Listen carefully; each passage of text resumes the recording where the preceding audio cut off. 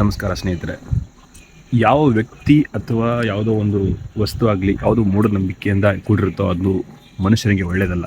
ಹೆಂಗಂತಂದರೆ, ಈ ಕೆಲವೊಂದು ಸಲ ಅಶುಭ ಅಂತೀವಿ. ಹೆಂಗಂದರೆ, ಒಬ್ಬರ ಮುಖ ನೋಡಿದ ತಕ್ಷಣ ಅವರಿಂದ ನಮಗೆ ಕೆಟ್ಟದಾಯಿತು, ಹಾಗಾಯಿತು, ಹೀಗಾಯಿತು ಅಂತ. ಹೀಗೆ ಒಂದು ಸಾರಿ ರಾಜ ಅವನು ಬೆಳಗ್ಗೆ ಎದ್ದ ತಕ್ಷಣ ಸೂರ್ಯನ ನೋಡ್ತಿರ್ತಾನೆ. ಸೂರ್ಯನ ನೋಡೋದಂದರೆ ಅವನು ಬಾಲ್ಕನಿ ಬಂದುಬಿಟ್ಟು ಆಚೆ ಒಂದು ದಿನ ಬೆಳಗ್ಗೆ ಎದ್ದ ತಕ್ಷಣ ಅದೊಂದು ಒಳ್ಳೆ ಪ್ರಾಕ್ಟೀಸ್ ಅಂದ್ಕೊಂಡಿರ್ತಾನೆ ಅವನು.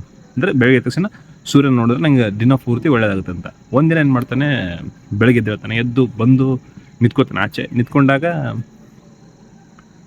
ಒಬ್ಬ ಭಿಕ್ಷುಕ ರಾಜನ ಎದುರಿಗೆ ಬಂದುಬಿಡ್ತಾನೆ. ರಾಜನ ಎದುರಿಗೆ ಬಂದ ತಕ್ಷಣ ರಾಜ ಕಣ್ಬಿಟ್ಟು ಹಿಂಗೆ ನೋಡ್ತಾನೆ. ಸೂರ್ಯ ನೋಡೋ ಬದಲಿ ಭಿಕ್ಷುಕನ ಮುಖ ನೋಡ್ಬಿಡ್ತಾನೆ. ಅವ್ನಿಗೆ ರಾಜನ್ಗೆ ಇಲ್ದೆಲ್ಲ ಕೋಪ ಬಂದುಬಿಡುತ್ತೆ. ಹೆಂಗಂದರೆ, ಇವತ್ತು ಏನಾಗುತ್ತೋ ಏನು ಕತ್ತೇನೋ, ನಾನು ಇವ್ನ ಮುಖ ಬೇರೆ ನೋಡ್ಬಿಟ್ಟೆ, ಹಂಗೆ ಹಿಂಗೆ ಅಂತ ನೂರಾನ್ ಟೆನ್ಷನ್ ಇಟ್ಕೊಂಡು ತಲೆ ಕಟ್ಕೊಂಡಿರ್ತಾನೆ. ಆವಾಗ ಅಲ್ಲಿ ಇರ್ತಕ್ಕಂಥ ಸೈನಿಕರೆಲ್ಲ ಅವ್ರ ಜೊತೆ ನಡ್ಕೊಂಡು ಬರ್ತಿರ್ತಾನೆ. ಬರ್ಬೇಕಾದ್ರೆ ಒಂದು ದೊಡ್ಡ ಕಲ್ಲಿಗೆ ಕಾಲು ತಾಗಿ ಬಿದ್ದು ರಪ್ಪಂದು ಬೀಳ್ತಾನೆ. ಬಿದ್ದು ತಲೆಗೆ ಏಟಾಗಿ ರಕ್ತ ಬರುತ್ತೆ. ಬಂದಾಗ ಅವನಿಗೆ ರಾಜನಿಗೆ ತನ್ನ ರಕ್ತದ ಹಿಂಸೆ ಬರಲ್ಲ. ಹಿಂಗಾಯ್ತಲ್ಲ, ಆ ಭಿಕ್ಷುಕನಾಯಿತು.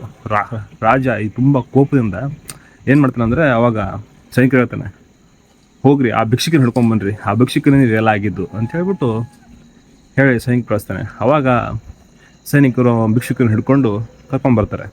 ಕರ್ಕೊಂಬಂದಾಗ ರಾಜ ಆಗಿರೋದೆಲ್ಲ ಹೇಳಿ ಅವನಿಗೆ ಗಲ್ಲಿಗೆ ಏರಿಸಿ ಅಂತಾನೆ. ಗಲ್ಲಿಗೆ ಏರಿಸಿ ಅಂತಂದಾಗ ಸೈನಿಕರು ಕರ್ಕೊಂಡು ಹೋಗಿ ಗಲ್ಲಿಗೆ ಏರ್ಸಕ್ಕೆ ರೆಡಿ ಆಗ್ತಾರೆ. ಆವಾಗ ಆ ಭಿಕ್ಷುಕನ ಮುಖದಲ್ಲಿ ಸ್ವಲ್ಪನೂ ಭಯ ಇರಲ್ಲ. ಅವ್ನು ನಗ್ತಿರ್ತಾನೆ, ತುಂಬ ನಕ್ಕೊಂಡು ಇರ್ತಾನೆ. ಅವಾಗ ರಾಜನಿಗೆ ಇಲ್ಲಲ್ಲಿ ಕೋಪ ಬರುತ್ತೆ ಇನ್ನಷ್ಟು. ಇವನು ತಲೆ ಹೊಡೆದ್ಬಿಟ್ಟು ನನಗೆ ಇಷ್ಟೆಲ್ಲ ಹಿಂಗಾಗೈತಿ ಇವನಿಂದ, ಆದರೆ ಇವನಿಗೆ ಸ್ವಲ್ಪನೂ ಭಯ ಇಲ್ಲಲ್ಲ. ಹೋಗಿ ಹತ್ತಿರ ಹೋಗಿ ಕೇಳ್ತಾನೆ, ನಿನಗೆ ಸಾವಿನ ಬಗ್ಗೆ ಭಯ ಇಲ್ವಾ, ಇಷ್ಟೊಂದು ನಗ್ತಾ ಇದೆಯಾ ಅಂತ ಕೇಳ್ತಾನಂತೆ. ಅವಾಗ ರಾಜನಿಗೆ ಹೇಳ್ತಾನಂತೆ ಭಿಕ್ಷುಕ, ರಾಜರೇ, ನೀವು ನನ್ನ ಮುಖ ನೋಡೋದಕ್ಕೆ ನಿಮಗೆ ತಲೆಗೇಟಾಯಿತು, ಸ್ವಲ್ಪ ರಕ್ತ ಬಂತು.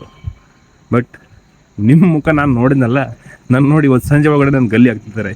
ಇದರಲ್ಲಿ ಯಾರು ಮುಖ ಕೆಟ್ಟದ್ದು, ಇದು ಮೂಢನಂಬಿಕೆ ಅಲ್ವಾ ಅಂತ ಹಿಂಗೆ ಕೇಳ್ತಾನೆ. ಆವಾಗ ರಾಜನಿಗೆ ಅರಿವಾಗುತ್ತೆ, ಹೌದಲ್ಲ, ನಾನು ಅವನ ಮುಖ ನೋಡೋದಕ್ಕೆ ಸ್ವಲ್ಪ ಪೆಟ್ಟಾಯಿತು, ಬ್ಲಡ್ ಬಂತು.